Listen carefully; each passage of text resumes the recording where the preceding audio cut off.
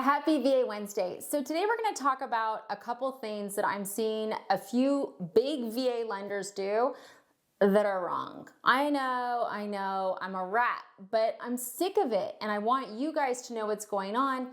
I find out about this stuff because you all are always telling me, and the amount of times I almost fall out of this chair on a daily basis is too much. So we're gonna have some fun. I'm gonna tell you two things that are going on and how to play with the lender that is doing it. So number one, and feel free to drop in the comments, I can never name names for 900 reasons. No fun, I agree. Oh, well, if you work with us, your pre-approval's good for a year. Bullshit. Bullshit, that's not a thing. There is a national lender that is claiming that their pre-approvals are good for a year. Let's talk about a pre-approval real quick, okay? So first of all, your credit report is only good for 120 days, period, okay? The VA is not like, oh, well, it's XYZ company, so even though that credit report is old as dirt and not within our guidelines, we'll accept it. No, guys, they're gonna have to repull your credit. And if anything has changed for the worse, your pre-approval is gone. Okay, what else? Income and assets. Yeah, so income and assets, if they've been reviewed by an underwriter for a real pre-approval, those are good for 90 days. That is the guideline. That is the guideline, okay? There is, like, once again, it's not, I know I get spicy, it's not like VA's like, oh, well, it's XYZ lender, we'll take those pay stubs. We're gonna take those pay stubs from last year. They're great. They're great. No, it's just bullshit. So you're like, Jen, why are they telling us this? It's so you will fill out an application. That's why. They want you to fill out an application. Like, here's the thing with call centers. Call centers, it is really important that the people on the phone show that they have applications coming in. If they don't have applications coming in, they lose their jobs, okay? It's that simple. You know, it's not always how many do they close, it's showing how many people they can get to fill out the application. So look, if someone says to you, oh, our pre-approval's good for a year. Okay, cool. So let's say that you're doing this in February. So like if I find a house in December, you don't have to rerun my credit? Yeah. If they say no, they're lying. I mean, if they say yes, they're gonna have to explain how they're full of shit. So have fun with it. I know my language is bad. It's okay. I gave myself permission. I don't know, I'm trying stuff, guys. Yeah, so say that and then go, okay, well, but like, you know, this other lender told me my income and assets are only good for 90 days. So you're telling me that if I give you my pay stubs now in February and I find a house in December, I don't have to give you new pay stubs? You will. It's just, you know, it's not accurate, okay? So what's the real way to convey what's accurate? I'll tell you guys what I tell my clients, okay? I will say, hey, because I get this question all the time, how long is the pre-approval good for? And I always say, your credit is good for 120 days. Income and assets have to be updated after 90 days.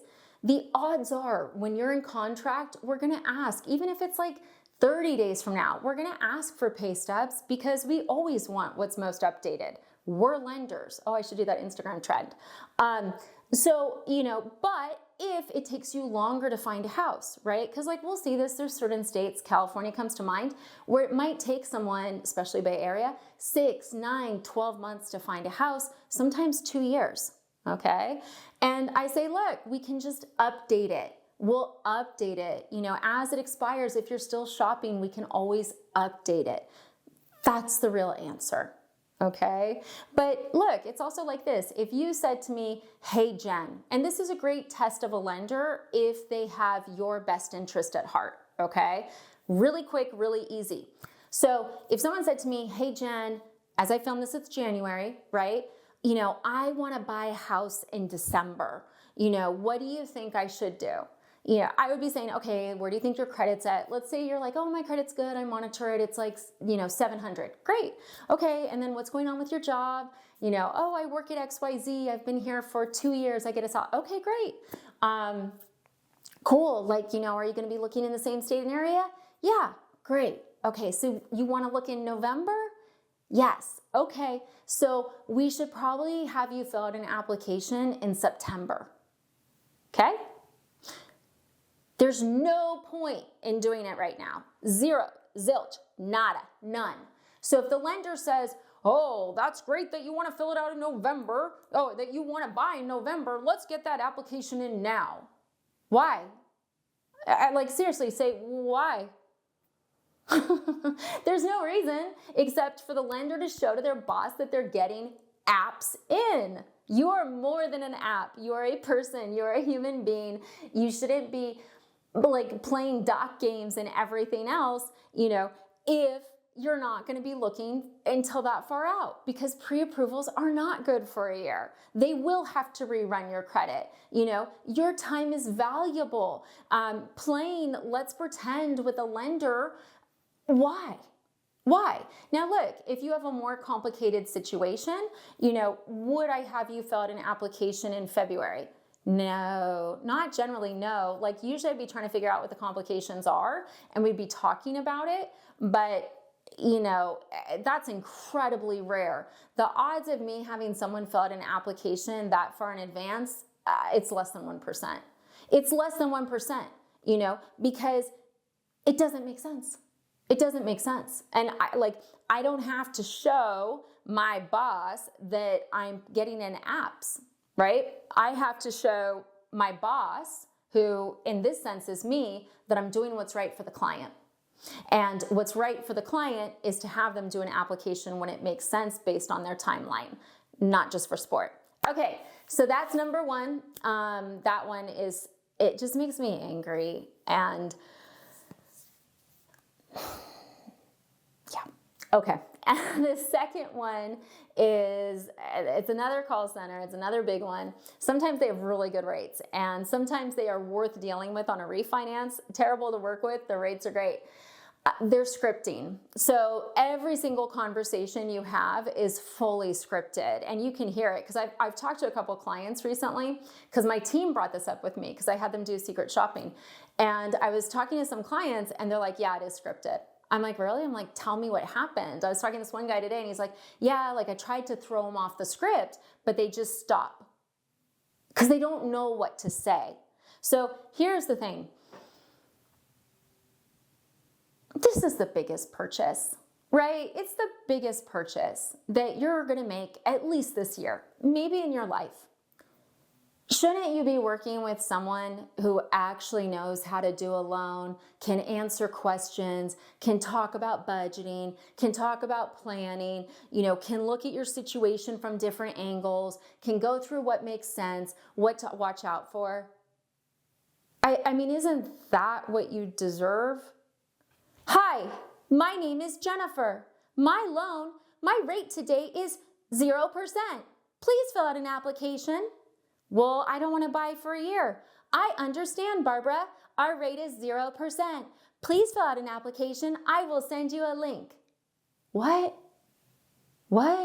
And it's interesting because the gentleman I was talking to, so nice, so wonderful. I'm so excited for his future. If he's watching this or listening to this, you know who you are. You know I'm excited about your future. He's not in a position to buy right now, right? And he and I determined that pretty quickly. No app needed, okay? They still had him fill out an app. They're underwriting it right now. Someone who actually knew what they were doing on the front and how VA loans worked could have saved him time, energy, and effort, right? But this company has decided that what you deserve as a buyer is someone who has no clue what they're doing and can read a script.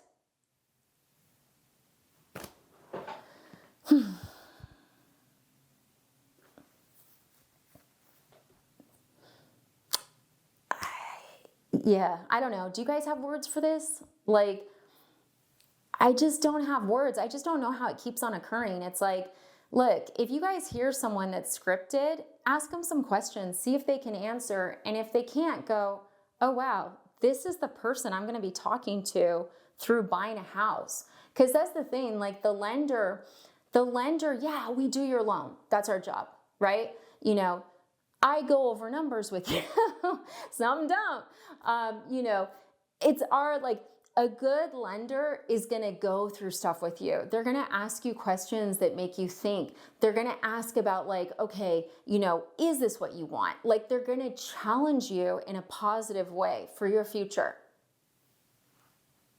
Why? Like, how do you, like, I wouldn't work with someone that couldn't answer a question outside a script. Like, I was trying to think of, like, what would I buy where I would be okay with that, that's the level of knowledge helping me with something. And I actually couldn't think of anything. I mean, even if I was buying a computer, right? Let's think about that.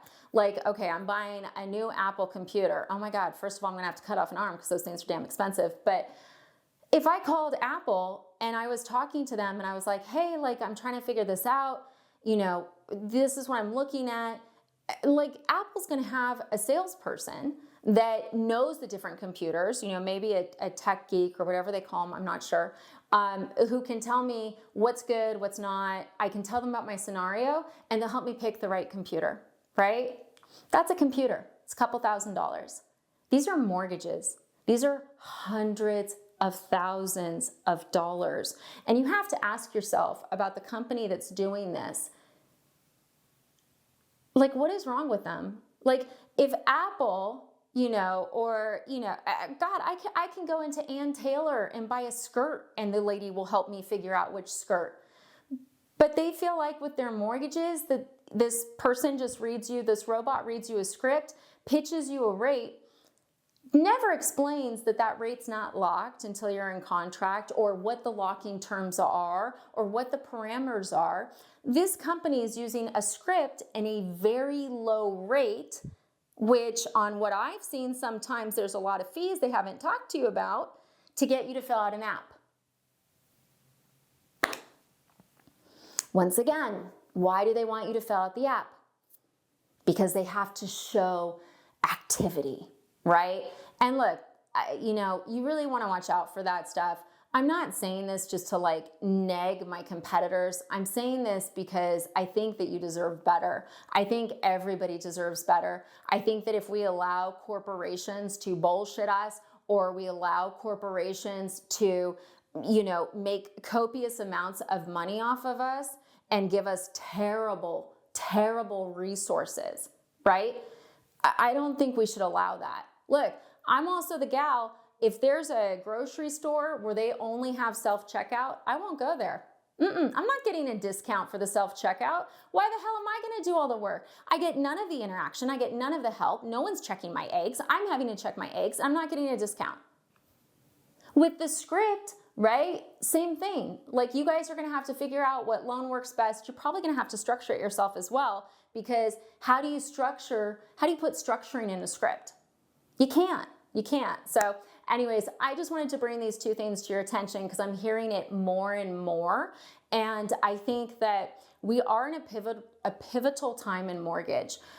Companies are trying to figure out, you know, how to get more business or how to cut the cost so they make more money. Like this one's how to get more business, right? They're saying they have 1 year pre-approvals, which is not a thing, but they've made a fake thing, okay? Maybe they have some disclaimer that says everything I told you, but that should be told to you before you fill out an app. So they're trying to get business by offering something that doesn't really exist. Great.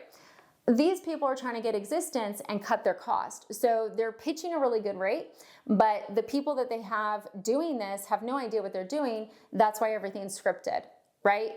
Anyone who knows what they're doing is not going to be scripted because you cannot script this. That's what I'm telling you guys. So watch out for that. Questions, comments. Have you guys seen anything crazy? Drop it in. And if you guys have questions about loans, all that fun stuff, I'm licensed in 48 states. My team cares. We're going to go through everything. We're going to ask you some questions. Yeah, we're here to help. Thanks for watching.